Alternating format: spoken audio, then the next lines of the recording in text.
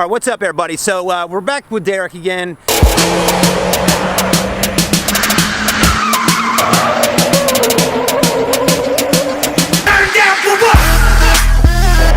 And he's going to be driving the Golf R today, okay? So I just gave Derrick the keys to the Golf R. He's checking it out a little bit, seeing what he thinks he likes. I said, Derrick, give me your honest opinion about the Golf R.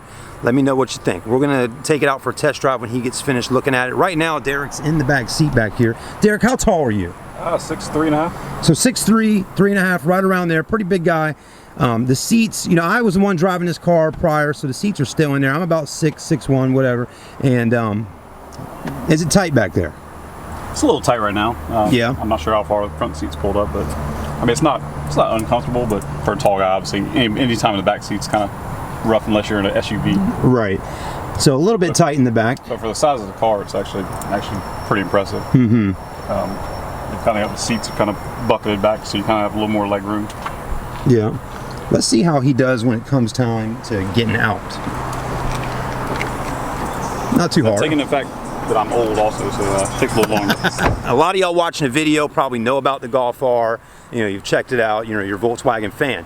But some of y'all that don't know a whole lot about the Golf R, it's 2.0 liter turbo, all-wheel drive, basically 300 horsepower.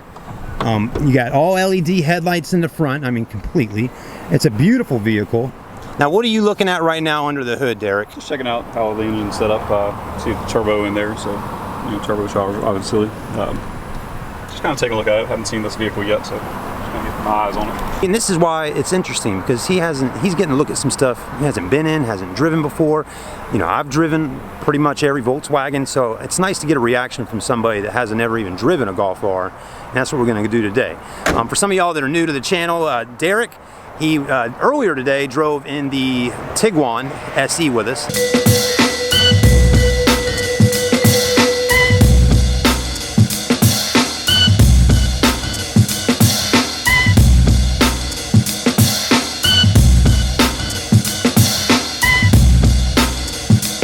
Derrick's a stunt driver for movies and TV shows and things like that, so it's interesting to get his opinion on a car.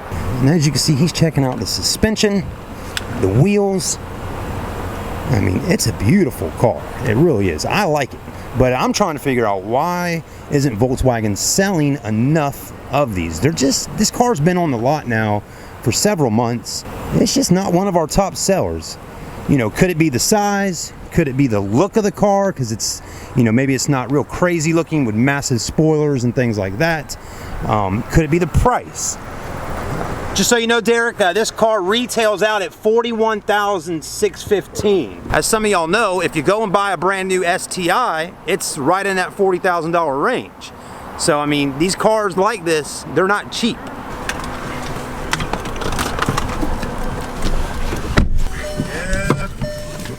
Got some classic music going on here. Yeah, a little Frankie Sinatra. Yeah. Let's get that AC going. Yeah, it's a little warm in here, but we'll get it working. Now, how's the front seat feel? It's actually pretty good. Still got some room to go back. That's plenty of room. It's actually got more room than my SUV has in the front seat. Really? Which is really. And what kind of really SUV nice. do you have? I've got a Denali GMC Acadia. Yeah. So it's got some good room. Now, does it feel like you're in a cockpit of a jet or a plane? Do you ever get that feel in a car like this? Yeah, and it's got the racing style seats that kind of wrap around you. Kind of give you that feel. So, you know, on the outside, it's not real sporty looking on the outside, but if you look on the inside, you know, it's got all the typical like sporty type race car type features. Yeah, it feels really nice. It's got a good sound to it. It does. Yeah, and there's different modes and things like that you can put this car in. DSG transmission, which you're going to really see how it accelerates quick. I can already tell responsiveness compared to the Tiguan that we were driving earlier. Just the immediate responsiveness from the gas pedal, and it's got that sporty feel to it. Oh wow, that's feels good. I didn't even get on it. That was just a little bit of pedal. That's actually really impressive.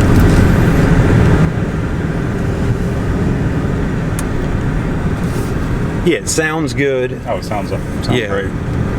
It's got a little throaty sound, kind of like your American muscle cars, which I tend to prefer American cars, and Mustang sound, Camaro, things like that. But it's got a good sound. It's not overbearing in the cockpit, but you can definitely tell. I did a video I parked this car next to a Dodge Challenger Hellcat, and I was asking people, why is it that everybody is gravitating towards Mustangs, Camaros, and Hellcats and stuff like that compared to cars like this? I mean, do you have any input on that? I'm not sure. I think it's a classic American muscle. A lot of people are trying to get back into that. There's still, an import scene where people are liking import cars. Imports have a lot to offer. I think maybe it's a value-based decision. Maybe you can get, a Hellcat or something in that range for something close to this, and there's a lot more style to it. Okay. That was my first impression seeing the car. It's just the style factor doesn't really say wow. You could pull up beside a Hellcat at a stoplight and probably keep up with it, but it just doesn't have that same wow factor. They have those American muscle cars, especially the Hellcats and the Camaros. They really got that old school look kind of going on, which is cool. Your kind of secret, sneaky little cars. That you think you pull up beside it, you think you're going to take it, and you get your butt whooped. Yeah, you don't realize it's a turbo and it really gets up and goes. Right.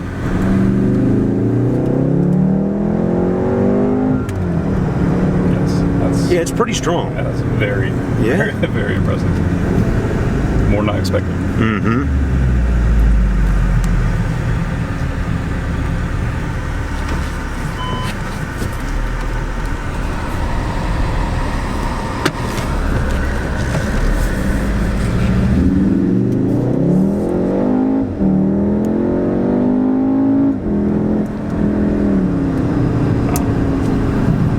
Nice, isn't it? It's definitely a fun car to drive. Yeah, for sure. And were you mashing it down all the way right there? Yeah, I let off a little bit on the beginning, and did you notice there's a little notch in the gas pedal where you can press it down a little farther? Did you feel that? No, I hadn't felt that. Try that again. We're gonna go back one more time. I want him to feel that. Everybody, if you haven't driven a Golf R, there's like a little notch down there where your foot, where you think you got it all the way down, but you don't. And you can press that in and it like launches.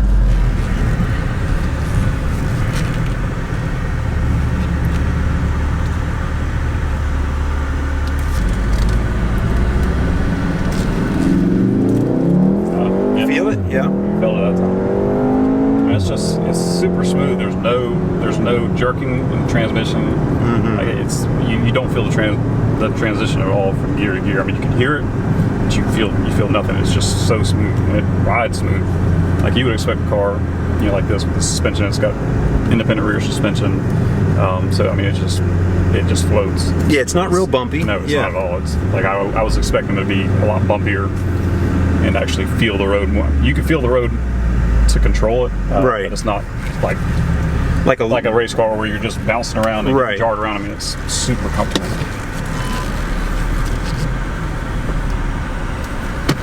Now, have you tried putting it into the sport mode yet?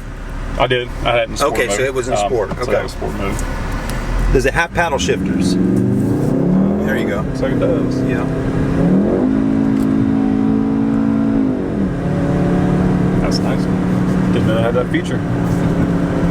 That's pretty cool. You don't have to even switch it into the manual mode. It'll actually just go straight from drive if you want to start paddle shifting. That's actually. And it kind of lets you rev it out. Yeah, it'll definitely let you rev it out. I was revving a little bit too much. I didn't think it would let me put it into the manual mode just by hitting the paddle shifter, but. And the car's on E, so it could run out of gas. We may have to walk back. We're gonna have fun. Yeah. Actually, the owner of Stokes took this car, and it was going to be his car. Take a look up there. We got a jet flying over. But the owner had this car when it first came in. He said, all right, I want this to be my demo car. He even put some kind of chip on it to bump it up to like 350 horsepower. And he brought it back like 2 weeks later and said, not for me. Too fast. Said it was too fast. It wasn't his style. So not for everybody. There you go. Oh yeah. I won't throw your camera to the windshield. No, we good. Yeah. Suspension feels pretty good. Panel's really responsive, really tight steering.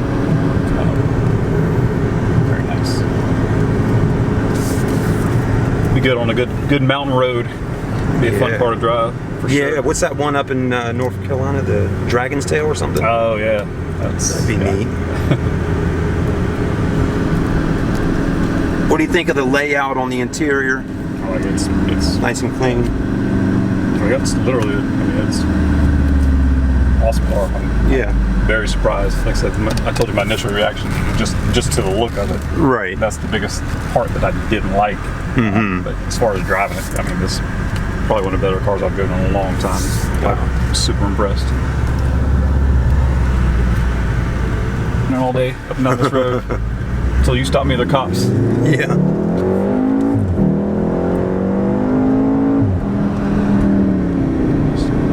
Never gets old.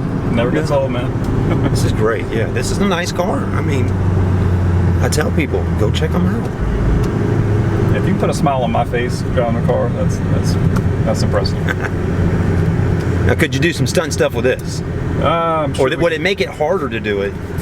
You know, it's got the same stability controls, but no, it's it'd be a lot of. The newer cars have things like these manual or the electronic parking brakes. Yeah. You know, we use a lot of parking brakes and stunts, so we'd have to rig up some type of system. That's not going to do anything for you. Not really. Yeah, I haven't done anything with this type of system, but electronic systems usually aren't something that we would typically do.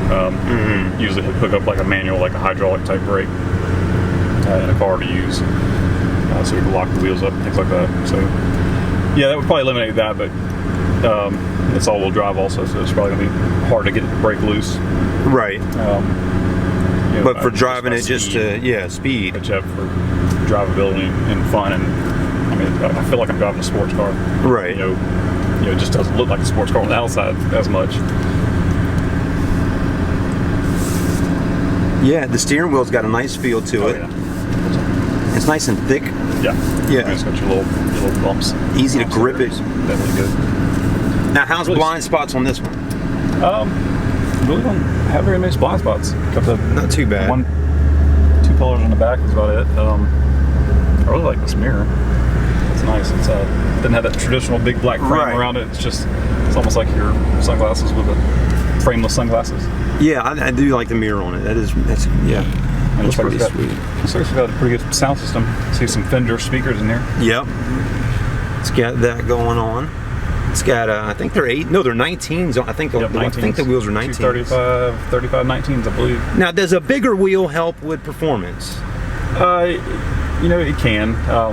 I think it gives a more of a aggressive look rather than helping with the performance. The tire size and width are what's going to help you out with that for the most part. Being able to grip the road, have more surface contact.